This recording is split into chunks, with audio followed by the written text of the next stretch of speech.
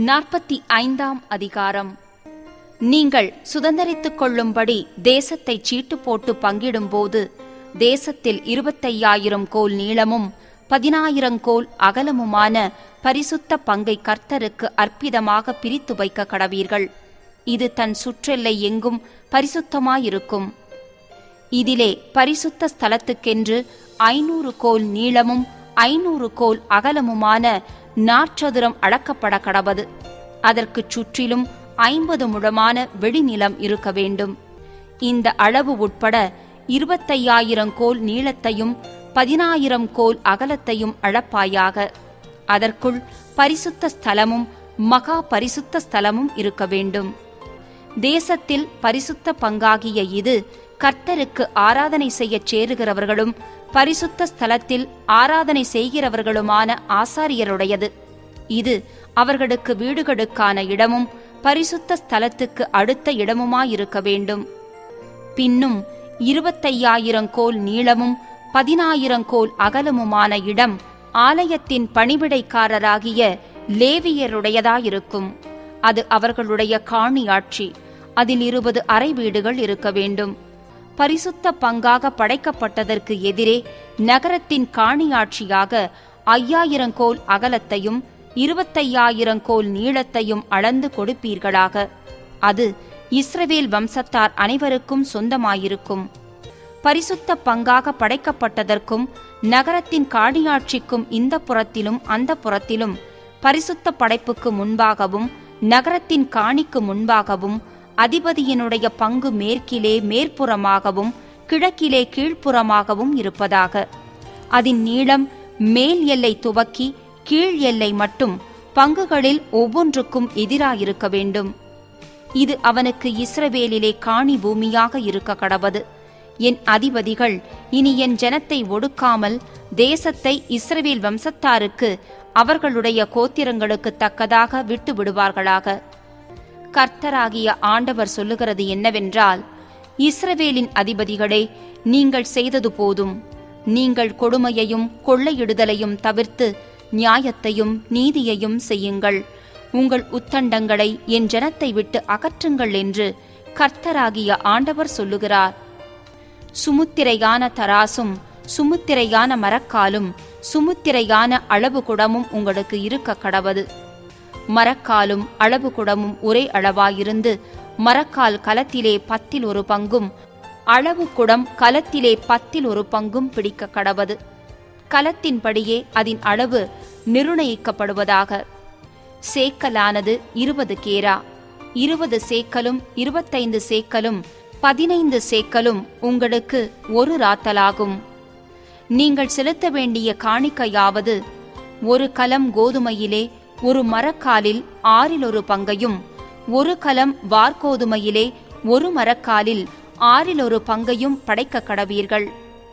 அளவு குடத்தால் அளக்கிற எண்ணெயின் கட்டளையாவது, 10 குடம் பிடிக்கிற கலத்துக்குச் சரியான ஒரு ஜாடி எண்ணெயிலே 10 பங்கை படைப்பீர்களாக. 10 அளவு குடம் ஒரு கலமாகும்.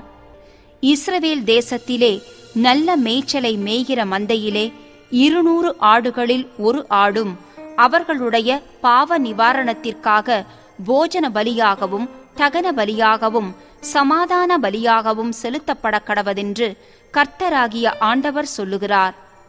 இஸ்ரவேலின் அதிபதிக்கு முன்பாக தேசத்தின் ஜனங்கள் எல்லாரும் இந்த காணிக்கையை செலுத்த கடனாளிகளாயிருக்கிறார்கள்.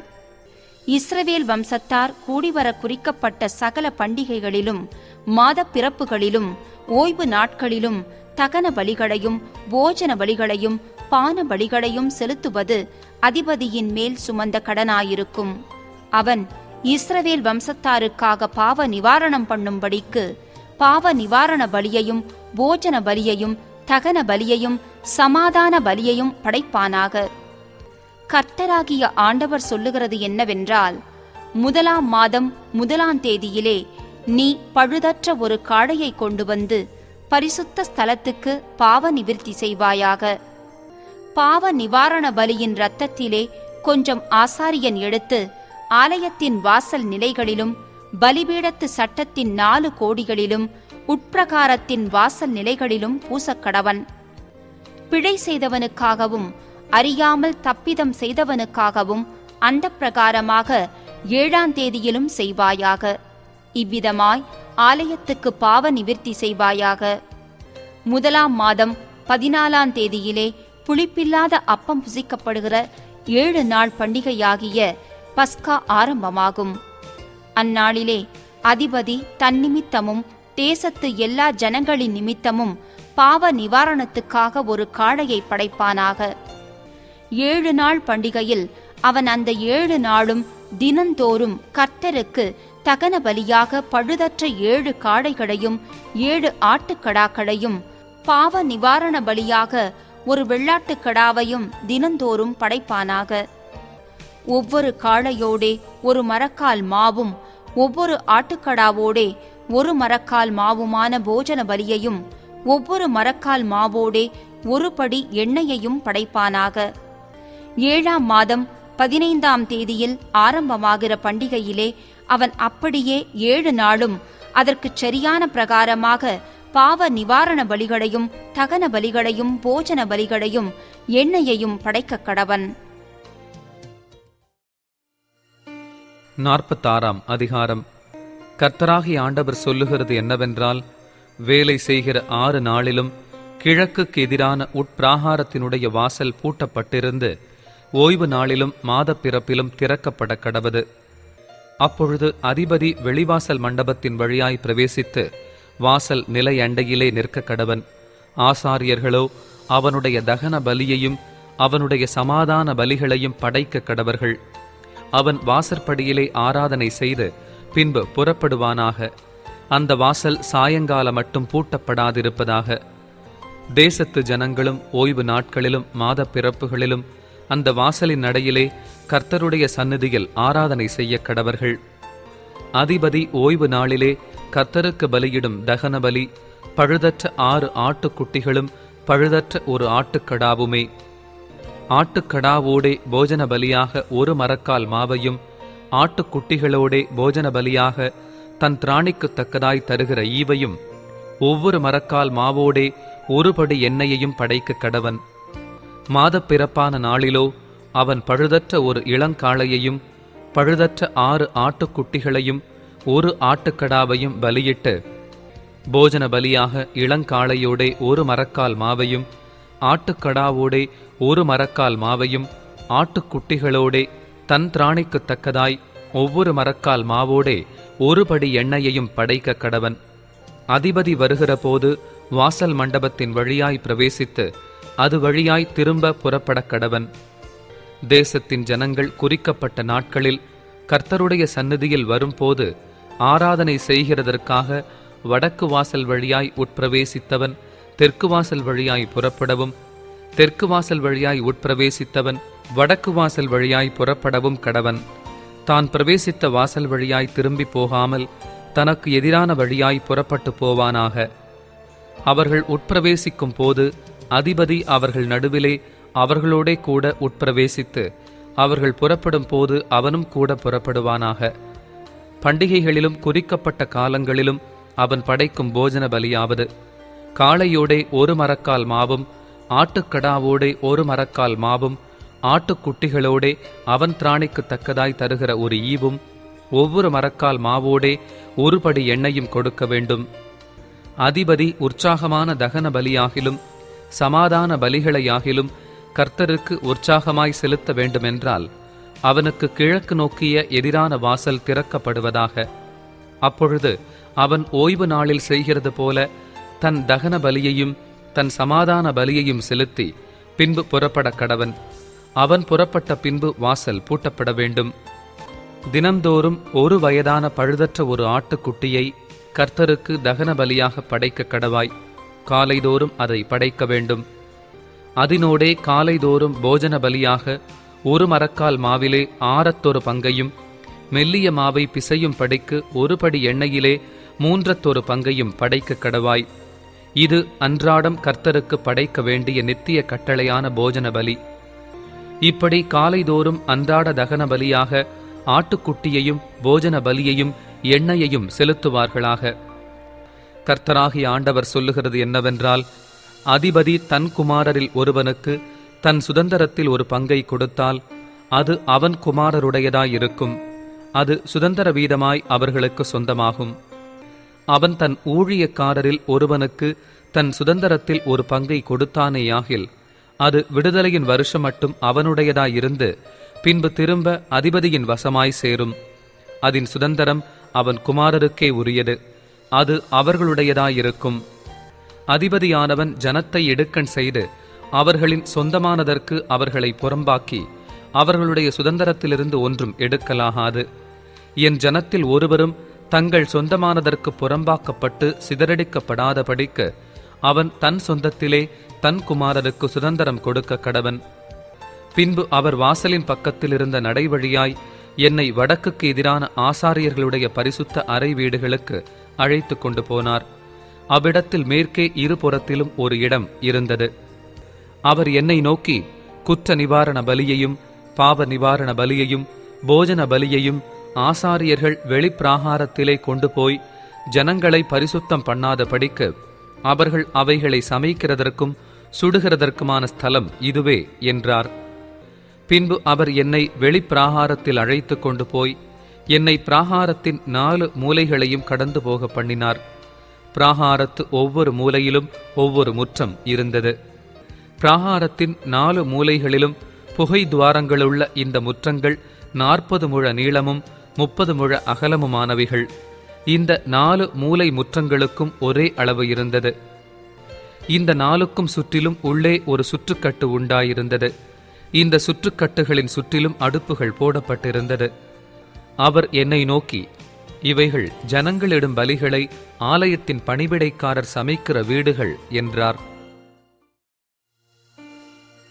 47ஆம் அதிகாரம்.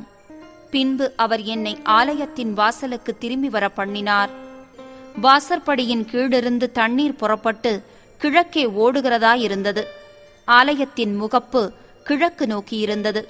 அந்த தண்ணீர் ஆலயத்தின் வலதுபுறமாய் பலிபீடத்துக்கு தெற்கே பாய்ந்தது. அவர் என்னை வடக்கு வாசல் வழியாய் புறப்பட பண்ணி என்னை வெளியிலே கீழ்த்திசைக்கு எதிரான புறவாசல் மட்டும் சுற்றி நடத்தி கொண்டு போனார். அங்கே தண்ணீர் வலதுபுறத்திலிருந்து பாய்கிறதாயிருந்தது. அந்த புருஷன் தமது கையில் நூலை பிடித்து கொண்டு கிழக்கே புறப்படுகையில் 1000 முழம் அளந்து என்னை தண்ணீரை கடக்க பண்ணினார். தண்ணீர் கணுக்கால் அளவாயிருந்தது. பின்னும் அவர் 1000 முழம் அளந்து என்னை தண்ணீரை கடக்க பண்ணினார். அங்கே தண்ணீர் முழங்கால் அளவாயிருந்தது. பின்னும் அவர் 1000 முழம் அளந்து என்னை கடக்க பண்ணினார். அங்கே தண்ணீர் இடுப்பளவாயிருந்தது. பின்னும் அவர் 1000 முழம் அளந்தார். அங்கே அது நான் கடக்கக்கூடாத நதியாயிருந்தது. தண்ணீர் நீச்சாழமும் கடக்க முடியாத நதியுமாயிருந்தது. அவர் என்னை நோக்கி, மனுபுத்திரனே, இதை கண்டாயா என்று சொல்லி என்னை நதியோரமாய் திரும்ப நடத்தி கொண்டு போனார்.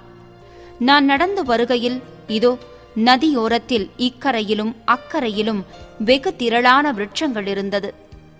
அவர் என்னை நோக்கி, இந்த தண்ணீர் கிழக்கு தேசத்துக்கு புறப்பட்டு போய் வனாந்தர வழியாய் ஓடி கடலில் விழும்.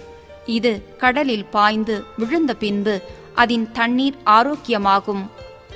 சம்பவிப்பது என்னவென்றால், இந்த நதி போகுமிடமெங்கும் சஞ்சரிக்கும் ஜீவ பிராணிகள் யாவும் பிழைக்கும்.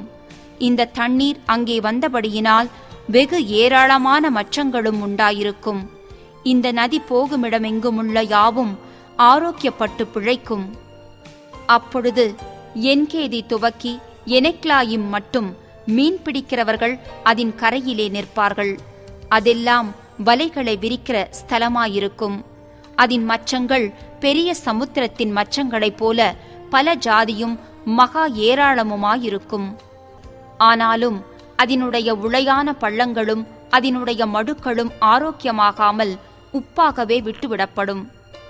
நதியோரமாய் அதன் இக்கரையிலும் அக்கரையிலும் புசிப்புக்கான சகலவித விருட்சங்களும் வளரும். அவைகளின் இலைகள் உதிர்வதுமில்லை, அவைகளின் கனிகள் கெடுவதுமில்லை. அவைகளுக்கு பாயும் தண்ணீர் பரிசுத்த ஸ்தலத்திலிருந்து பாய்கிறபடியினால் மாதந்தோறும் புது கனிகளை கொடுத்து கொண்டே இருக்கும். அவைகளின் கனிகள் புசிப்புக்கும் அவைகளின் இலைகள் அவிழ்த்தத்துக்குமானவைகள். கர்த்தராகிய ஆண்டவர் சொல்லுகிறது என்னவென்றால், நீங்கள் இஸ்ரவேலின் 12 கோத்திரங்களுடைய இலக்கத்தின்படியே தேசத்தை சுதந்தரித்துக் கொண்டு குறிக்க வேண்டிய எல்லையாவது, யோசேப்புக்கு 2 பங்கு உண்டு. சகோதரனோடே சகோதரனுக்குச் சரிபங்கு உண்டாக அதை சுதந்தரித்துக் கொள்ள கடவீர்கள். அதை உங்கள் பிதாக்களுக்கு கொடுப்பேன் என்று நான் ஆணையிட்டு கொடுத்தேன். ஆகையால் உங்களுக்கு இந்த தேசம் சுதந்திரமாக கிடைக்கும். தேசத்தின் எல்லையாவது, வடபுறம் பெரிய சமுத்திரம் துவக்கி சேத்தாத்துக்கு போகிற எத்லோன் வழியாயிருக்கிற ஆமாத்தும் பேரோத்தாவும், தமஸ்குவின் எல்லைக்கும் ஆமாத்தின் எல்லைக்கும் நடுவான சிப்ராயிமும், ஆப்ரானின் எல்லையோடே சேர்ந்த ஆத்சார் அத்தீகோனுமானது. அப்படியே சமுத்திரத்திலிருந்து போகிற எல்லை ஆத்சார் ஏனானும், தமஸ்குவின் எல்லையும் வடமூலையான வடக்கும் ஆமாத்தின் எல்லையுமானது. இது வடபுறம். கீழ்ப்புறத்தை ஆப்ரானுக்கும் தமஸ்குவுக்கும் நடுவாகவும், கீலேயாத்துக்கும் யோர்தானின் ஓரமான இஸ்ரவேல் தேசத்துக்கும் நடுவாகவும் கீழ்க்கடல் மட்டும் இருக்கும் எல்லையாய் அளப்பீர்களாக. இது கீழ்ப்புறம். தென்மூலையான தென்புறம் தாமார் துவக்கி காதேசிலுள்ள சண்டை மூட்டுதலின் தண்ணீர்கள் மட்டாகவும், ஆறு மட்டாகவும், பெரிய சமுத்திர மட்டாகவும் இருப்பது. இது தென்மூலையான தென்புறம். மேற்புறம் அந்த எல்லை துவக்கி ஆமாத்துக்கு எதிராக வந்து சேருமட்டும் இருக்கிற பெரிய சமுத்திரமே. இது மேற்புறம். இந்த தேசத்தை நீங்கள் இஸ்ரவேல் கோத்திரங்களின்படியே உங்களுக்குள்ளே பங்கிட்டுக் கொள்வீர்களாக. உங்களுக்கும் உங்களுக்குள்ளே தங்கி உங்களுக்குள்ளே பிள்ளைகளை பெறுகிற அந்நியர்களுக்கும் நீங்கள் அதை சீட்டு போட்டு சுதந்திரமாக்கிக் கொள்வீர்களாக.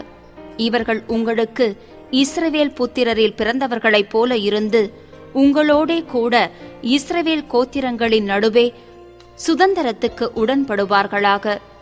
அந்நியன் எந்த கோத்திரத்தோடே தங்கியிருக்கிறானோ அதிலே அவனுடைய சுதந்திரத்தை அவனுக்கு கொடுக்க கடவீர்கள் என்று கர்த்தராகிய ஆண்டவர் சொல்லுகிறார். 48ஆம் அதிகாரம். கோத்திரங்களின் நாமங்களாவன: வடமுனை துவக்கி ஆமாத்துக்குப் போகிற எத்லோன் வழியின் ஓரத்துக்கும், ஆத்சார் ஏனானுக்கும், ஆமாத்தருகே வடக்கே இருக்கிற தமஸ்குவின் எல்லைக்கும் உள்ளாக கீழ்திசை துவக்கி மேற்றிசை மட்டும் தானுக்கு ஒரு பங்கும், தானின் எல்லையருகே கீழ்திசை துவக்கி மேற்றிசை மட்டும் ஆசேருக்கு ஒரு பங்கும், ஆசேரின் எல்லையருகே கீழ்திசை துவக்கி மேற்றிசை மட்டும் நப்தலிக்கு ஒரு பங்கும், நப்தலியின் எல்லையருகே கீழ்திசை துவக்கி மேற்றிசை மட்டும் மனாசேக்கு ஒரு பங்கும், மனாசேயின் எல்லையருகே கீழ்திசை துவக்கி மேற்றிசை மட்டும் எப்பிராயீமுக்கு ஒரு பங்கும், எப்பிராயீமின் எல்லையருகே கீழ்திசை துவக்கி மேற்றிசை மட்டும் ரூபனுக்கு ஒரு பங்கும், ரூபனின் எல்லையருகே கீழ்திசை துவக்கி மேற்றிசை மட்டும் யூதாவுக்கு ஒரு பங்கும் உண்டாவதாக. யூதாவின் எல்லையருகே கீழ்திசை துவக்கி மேற்றிசை மட்டும் நீங்கள் அற்பிதமாக்க வேண்டிய பங்கு இருக்கும். அது 25,000 கோல் அகலமும், கீழ்திசை துவக்கி மேற்றிசை மட்டும் இருக்கிற பங்குகளில் ஒவ்வொன்றுக்கும் சரியான நீளமுமாம். பரிசுத்த ஸ்தலம் அதன் நடுவிலே இருப்பதாக. இதிலே கர்த்தருக்கு நீங்கள் அற்பிதமாக்க வேண்டிய பங்கு 25,000 கோல் நீளமும் 10,000 கோல் அகலமுமாயிருப்பதாக. வடக்கே 25,000 கோல் நீளமும், மேற்கே 10,000 கோல் அகலமும், கிழக்கே 10,000 கோல் அகலமும், தெற்கே 25,000 கோல் நீளமுமாகிய இந்த பரிசுத்த அற்பித நிலமானது ஆசாரியருடையதாயிருக்கும். கர்த்தருடைய பரிசுத்த ஸ்தலம் அதன் நடுவிலே இருப்பதாக. இஸ்ரவேல் புத்திரர் வழி தப்பி போகையில் லேவியர் வழி தப்பி போனது போல வழி தப்பி போகாமல் என் காவலை காத்துக்கொண்ட சாதோக்கின் புத்திரராகிய பரிசுத்தமாக்கப்பட்ட ஆசாரியர்களுக்கு அது உரியதாகும். அப்படியே தேசத்தில் அற்பிதமாக்கப்படுகிறதிலே மகா பரிசுத்தமான பங்கு அவர்களுக்கு லேவியருடைய எல்லை அருகே இருப்பதாக. ஆசாரியரின் எல்லைக்கு எதிராக லேவியரடையும் பங்கு 25,000 கோல் நீளமும் 10,000 கோல் அகலமுமாயிருக்க வேண்டும். நீளம் 25,000 கோலும் அகலம் 10,000 கோலுமாயிருப்பதாக. அவர்கள் அதில் ஒன்றையும் விற்கவும் தேசத்தின் முதல் விளைவை மாற்றவும் மற்றவர்களுக்கு கொடுக்கவும் தகாது. அது கர்த்தருக்கு பரிசுத்தமானது. 25,000 கோலுக்கு எதிராக அகலத்தில் மீதியாயிருக்கும் 5,000 கோலோ வென்றால் பரிசுத்தமாயிராமல் குடியேறும் நகரத்துக்கும் வெளிநிலங்களுக்கும் விட வேண்டும். நகரம் அதன் நடுவில் இருப்பதாக. அதன் அளவுகளாவன: வடபுறம் 4500 கோலும், தென்புறம் 4500 கோலும், கீழ்ப்புறம் 4500 கோலும், மேற்புறம் 4500 கோலுமாம். நகரத்தின் வெளிநிலங்கள் வடக்கே 250 கோலும், தெற்கே 250 கோலும், கிழக்கே 250 கோலும், மேற்கே 250 கோலுமாயிருப்பதாக.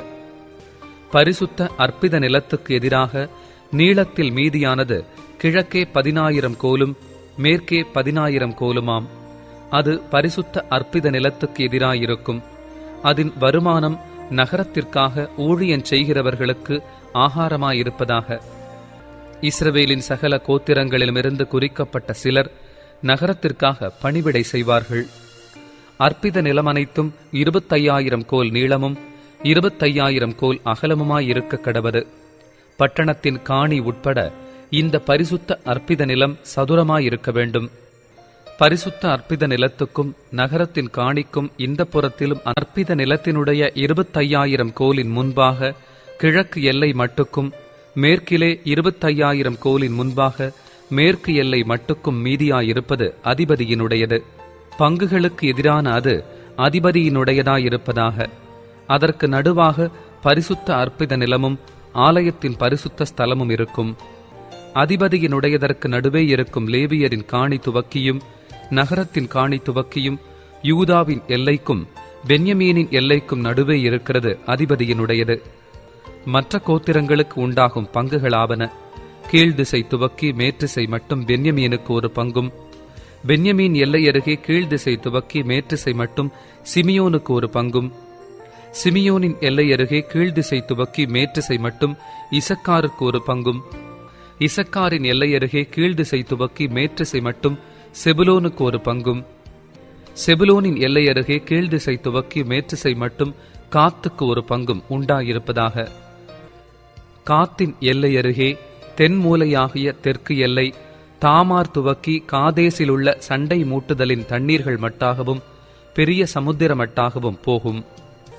சுதந்தரிக்கும்படி இதுவே நீங்கள் இஸ்ரவேல் கோத்திரங்களுக்கு சீட்டு போட்டு பங்கிடும் தேசம். இவைகளே அவர்களின் பங்குகள் என்று கர்த்தராகிய ஆண்டவர் சொல்லுகிறார். நகரத்தினின்று புறப்படும் வழிகளாவன: வடபுறத்திலே 4500 கோலாகிய அளவுண்டாயிருக்கும். நகரத்தின் வாசல்கள் இஸ்ரவேல் கோத்திரங்களுடைய நாமங்களின் படியே பெயர் பெற கடவது. வடக்கே ரூபனுக்கு ஒரு வாசல், யூதாவுக்கு ஒரு வாசல், லேவிக்கு ஒரு வாசல் ஆக 3 வாசல்கள் இருப்பதாக. கீழ்ப்புறத்திலே 4500 கோல், அதில் யோசேப்புக்கு ஒரு வாசல், பென்யமீனுக்கு ஒரு வாசல், தானுக்கு ஒரு வாசல் ஆக 3 வாசல்கள் இருப்பதாக. தென்புறத்திலே 4500 கோல், அதில் சிமியோனுக்கு ஒரு வாசல், இசக்காருக்கு ஒரு வாசல், செபுலோனுக்கு ஒரு வாசல் ஆக 3 வாசல்கள் இருப்பதாக. மேற்புறத்திலே 4500 கோல், அதில் காத்துக்கு ஒரு வாசல், ஆசேருக்கு ஒரு வாசல், நப்தலிக்கு ஒரு வாசல் ஆக 3 வாசல்கள் இருப்பதாக. சுற்றிலும் அதன் அளவு 18000 கோலாகும். அந்நாள் முதல் நகரம் யெகோவா ஷம்மா எனும் பெயர் பெறும்.